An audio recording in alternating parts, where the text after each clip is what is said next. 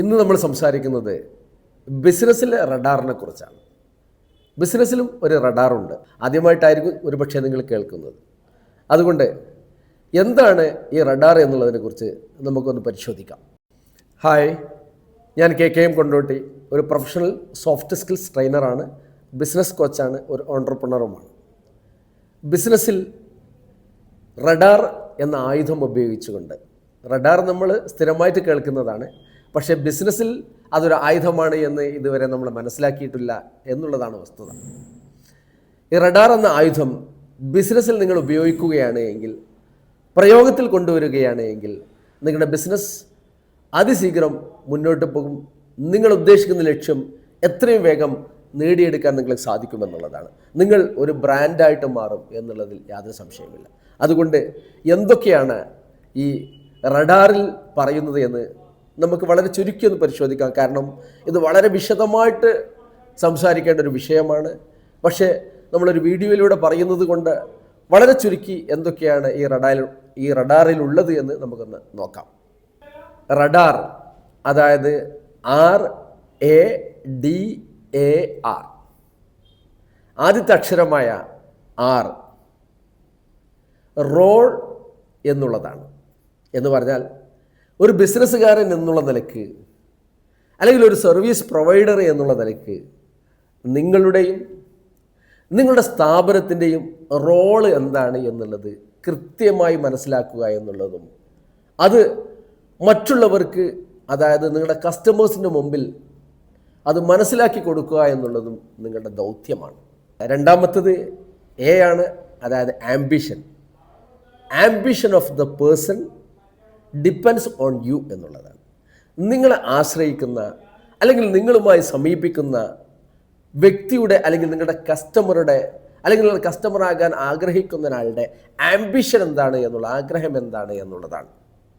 ഏതൊരു വ്യക്തിയും, എസ്പെഷ്യലി ഒരു സർവീസാണ് നിങ്ങൾ കൊടുക്കുന്നത് എങ്കിൽ, അത് വാങ്ങിക്കാൻ നിങ്ങളുടെ അടുത്ത് വരുമ്പം കൃത്യമായ ആംബിഷൻ അയാൾക്കുണ്ടായിരിക്കും, കൃത്യമായ ആഗ്രഹം അയാൾക്കുണ്ടായിരിക്കും, വ്യക്തമായ ധാരണയും അയാൾക്ക് അതിനെക്കുറിച്ചുണ്ടായിരിക്കും.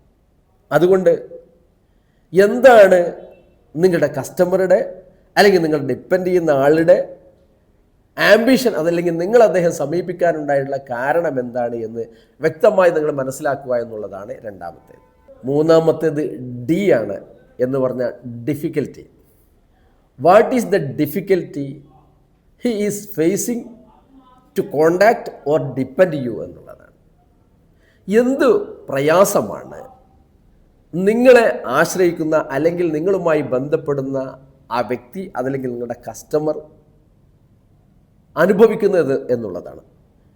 വാസ്തവത്തിൽ സാധാരണഗതിയിൽ നമ്മൾ പറയാറുണ്ട്, ബിസിനസ്സിൽ പെയിൻ പോയിന്റ്സുകൾ പരിഹരിക്കാൻ നിങ്ങൾക്ക് കഴിഞ്ഞാൽ നിങ്ങളുടെ ബിസിനസ് സക്സസ് ആകുമെന്ന്. ഇവിടെ അത് തന്നെയാണ് ഉദ്ദേശിക്കുന്നത്. എന്തൊക്കെയാണ് ആ വ്യക്തിയുടെ, അല്ലെങ്കിൽ നിങ്ങളുടെ കസ്റ്റമറുടെ പെയിൻ പോയിന്റ്സ് എന്ന് കൃത്യമായിട്ട് നിങ്ങൾക്ക് മനസ്സിലാക്കാൻ കഴിയുകയും, ആ പെയിൻ പോയിന്റ്സിനെ അറ്റൻഡ് ചെയ്യാൻ പറ്റുകയും, നിങ്ങളുടെ കസ്റ്റമർ അല്ലെങ്കിൽ ഈ വ്യക്തി ആഗ്രഹിക്കുന്ന രീതിയിൽ നിങ്ങൾക്കത് സോൾവ് ചെയ്യാൻ പറ്റുകയും ചെയ്യുമ്പോൾ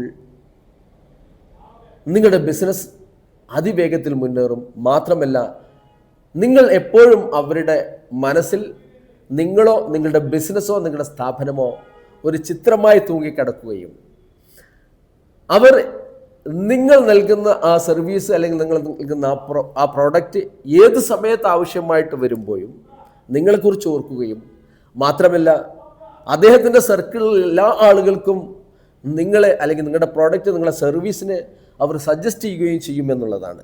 അതുകൊണ്ട് ഓരോ കസ്റ്റമറുടെയും പെയിൻ പോയിന്റ്സുകൾ സോൾവ് ചെയ്യാൻ നിങ്ങൾക്ക് പറ്റണം.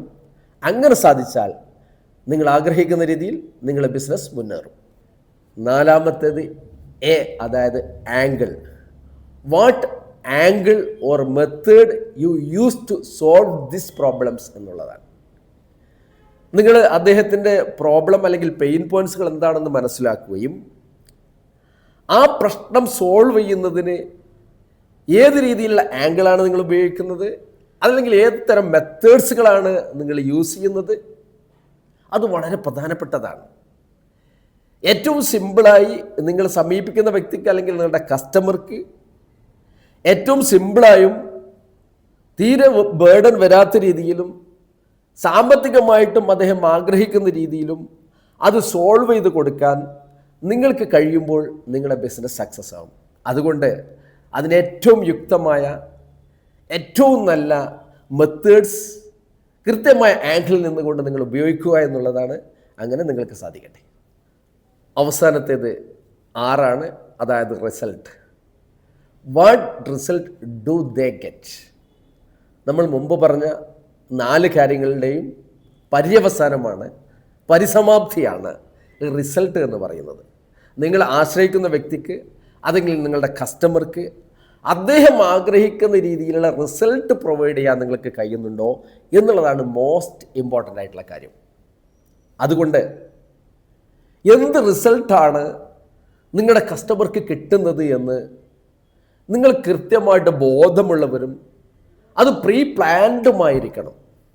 കാരണം നിങ്ങളുടെ മുന്നിലെത്തുന്ന കസ്റ്റമർ, അല്ലെങ്കിൽ നിങ്ങളുടെ പ്രോഡക്റ്റോ സർവീസോ ബൈ ചെയ്യുന്ന ഒരു കസ്റ്റമർ, അവരാഗ്രഹിക്കുന്ന രീതിയിലുള്ള റിസൾട്ട് അതിൽ നിന്ന് അവർക്ക് ലഭിച്ചാൽ അവർ കാലാകാലവും നിങ്ങളുടെ കസ്റ്റമർ ആകുമെന്നുള്ളതിൽ ആർക്കും സംശയമില്ലല്ലോ. അതുകൊണ്ട് എന്ത് റിസൾട്ട് അവർക്ക് നൽകാൻ സാധിക്കുമെന്ന് മാത്രമല്ല, ആ റിസൾട്ട് നിങ്ങൾക്ക് നൽകാൻ സാധ്യമാണ് എന്ന് ഓരോ വ്യക്തിയെയും ഓരോ കസ്റ്റമറെയും മുൻകൂട്ടി ബോധ്യപ്പെടുത്തുന്ന രീതിയിലേക്ക് നിങ്ങളെ പ്ലേസ് ചെയ്യാനും, നിങ്ങളെ കമ്പനിയെ പ്ലേസ് ചെയ്യാനും, നിങ്ങളുടെ പ്രോഡക്റ്റിന് അല്ലെങ്കിൽ സർവീസിനെ പ്ലേസ് ചെയ്യാനും നിങ്ങൾക്ക് സാധിക്കുമ്പോൾ നിങ്ങൾ വിജയിക്കും. അതുകൊണ്ട് കൃത്യമായിട്ട് ആ പ്രോഡക്റ്റ് നൽകുന്നതിന് മുമ്പ് തന്നെ നിങ്ങളുടെ അടുത്തെത്തുന്ന അല്ലെങ്കിൽ നിങ്ങൾ ഡിപ്പെൻഡ് ചെയ്യുന്ന ഒരു കസ്റ്റമറോ വ്യക്തിയോ ആകട്ടെ, അവർക്ക് ഇവിടെ എത്തിയാൽ എൻ്റെ പ്രശ്നം തീരുമെന്നും ഞാൻ ആഗ്രഹിക്കുന്ന രീതിയിൽ അത് പരിഹരിക്കപ്പെടുമെന്ന് ബോധ്യമുണ്ടാകുകയും അവരാഗ്രഹിക്കുന്ന ഒരു റിസൾട്ട്, അവർ വിശ്വസിക്കുന്ന ഒരു റിസൾട്ട് നിങ്ങൾക്ക് കൊടുക്കാനും സാധിക്കണം. അങ്ങനെ സാധിച്ചാൽ നിങ്ങളുടെ ബിസിനസ് ബ്രാൻഡ് ചെയ്യപ്പെടും. യാതൊരു സംശയവുമില്ല, നിങ്ങളുടെ ബിസിനസ് നിങ്ങൾ ആഗ്രഹിക്കുന്ന തലത്തിലേക്ക് എത്തട്ടെ എന്ന് ആശംസിക്കുന്നു.